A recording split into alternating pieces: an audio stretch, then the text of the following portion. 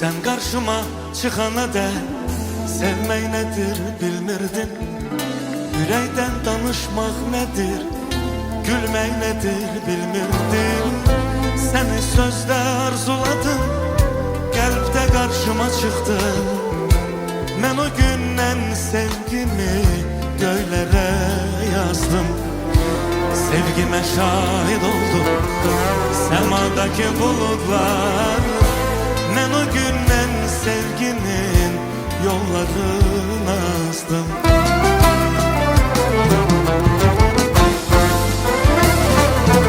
Sevdim, ahı ben seni sevmeyi sevmişem. Sevdim, seni bu eşkin sahibi bilmişem. Dünyaya belki de tek seni sevmeye gelmişem.